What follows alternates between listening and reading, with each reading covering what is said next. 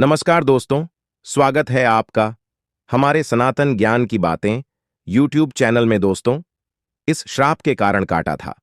भगवान भोलेनाथ ने अपने ही बेटे श्री गणेश जी का सिर बो कैसे? दोस्तों, क्योंकि 99% लोग नहीं जानते हैं यह सच्चाई। तो दोस्तों, आइए जानते हैं इस वीडियो के माध्यम से। तो जैसे कि दोस्तों, भगवान शिव को महादेव के नाम से जाना जाता है क्योंकि वे सभी देवों में सबसे श्रेष्ठ माने जाते हैं। माना जाता है क्योंकि जब कोई भी देवता, असुर या मनुष्य कष्ट में होता है तो वे भगवान शिव का स्मरण करके अपने दुखों का अंत करने को कहते हैं। लेकिन क्या आप जानते हैं कि भगवान को अपने भक्तों के कष्टों को दूर करने के कारण एक बार श्राप भी भोगना पड़ रहा था? तो दोस्तों, आइए जानते हैं शिव को मिले श्राप की कहानी को। तो जैसे कि दोस्तों, पौराणिक कहानी के अनुसार देवी पार्वती जब किसी कार्य के लिए एकांत चाहती थीं तो कैलाश में उपस्थित भगवान शिव के सेवकों को द्वार पर खड्डी करके किसी को अंदर न आने देने का निर्देश देती थी। लेकिन वे सेवक अपने प्रभु भगवान शिव को नहीं रोकते थे। इस प्रकार अपनी आज्ञा की अवहेलना देखकर देवी पार्वती ने मिट्टी से एक द्वारपाल बनाया जो केवल उनके निर्देशों का पालन करे। लेकिन देवी पार्वती के ममतामयी हृदय के कारण वो द्वारपाल एक शिशु जैसा प्रतीत होता था। इसलिए देवी पार्वती ने उस शिशु का नाम विनायक रखकर उसे अपना पुत्र मान लिया। जब पार्वती जी स्नान करने के लिए गईं तो वे विनायक को द्वार पर खड़ी ढहा करके कहकर गईं कि वह किसी को अंदर न आने दे। अभी अभी धरती पर प्रकट हुआ विनायक किसी भी बात से परिचित नहीं थे और दोस्तों, वह भगवान शिव को भी नहीं जानता था। इसलिए जब भगवान शिव देवी पार्वती से मिलने के लिए उनके कक्ष की तरफ आए तो विनायक ने उन्हें रोका और बार बार आग्रह करने पर भी भगवान शिव को अंदर नहीं जाने दिया। ये देखकर भगवान शिव को इस अपरिचित बालक को देखकर बहुत क्रोध आया। उन्होंने बालक की हठधर्मिता के कारण अपना त्रिशूल चलाकर उस बालक का मस्तिष्क काट दिया।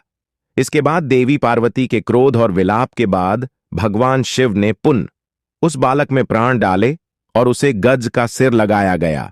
इस कहानी को ज्यादातर लोग जानते हैं, लेकिन क्या आप जानते हैं कि भगवान शिव को एक महान आर्षि ने श्राप दिया था, जिस कारण श्राप के प्रभाव ने समय को कुछ इस गति से आगे बढ़ाया कि एक दिन भगवान शिव को अपने स्वयं के पुत्र का सिर काट दिया। बृहदारण्यक पुराण के अनुसार महादेव को कश्यप आर्षि ने श्राप दिया था। और दोस्तों, बृहदारण्यक पुराण के अनुसार माली सुमाली नाम के 2 राक्षस थे। वे दोनों भगवान शिव के भक्त थे।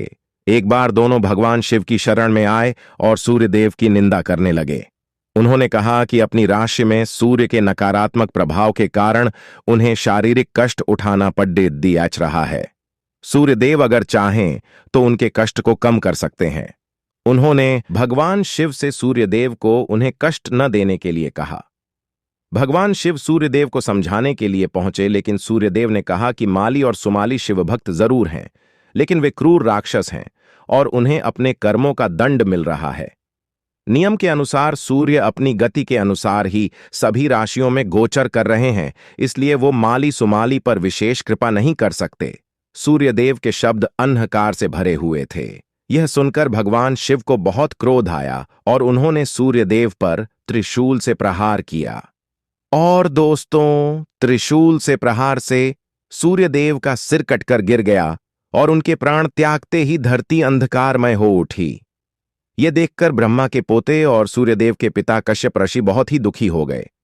अपने पुत्र का सिर कटा देखकर कश्यप ऋषि का दिल पीड़ा से इतना भर गया कि उन्होंने महादेव से कहा कि जिस तरह आज एक पिता होकर उन्हें अपने पुत्र को ऐसी स्थिति में देखकर इतनी पीड़ा हो रही है, एक दिन महादेव को भी अपने पुत्र को इस स्थिति में देखने की पीड़ा उठानी होगी और पुत्र को पीड़ा देने के उत्तरदायी स्वयं महादेव ही होंगे।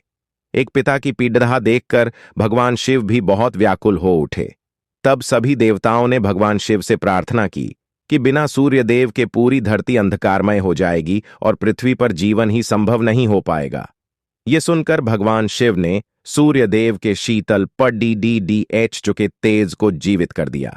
और दोस्तों, जब सूर्यदेव जीवित हुए तो उन्हें अपनी भूल का पश्चाताप हुआ कि उन्होंने अंधकार में आकर महादेव की अवहेलना की है। उन्होंने भगवान शिव से क्षमा मांगी और अपने पिता को पूरी बात समझाई। उन्होंने कहा कि उन्हें महादेव को ऐसा शाप नहीं देना चाहिए था। अब वो अपने शाप के विनाश को कुछ कम करने का तौढ़ बताए।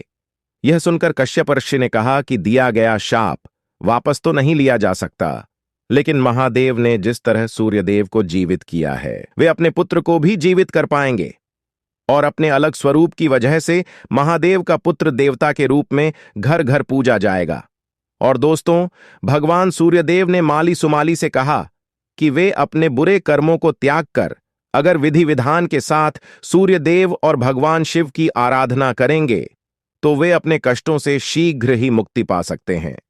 इस तरह माली सुमाली ने भगवान शिव के साथ सूर्यदेव की स्तुति भी शुरू कर दी। तो दोस्तों, आपको यह कहानी कैसी लगी कमेंट करके जरूर बताएं। और दोस्तों, यह कहानी आपको अच्छी लगी हो तो प्लीज हमारी वीडियो को लाइक और चैनल को सब्सक्राइब जरूर कर लेना, ताकि आने वाली इसी तरह की हर कहानी की वीडियो आप तक सबसे पहले पहुंचे। धन्यवाद।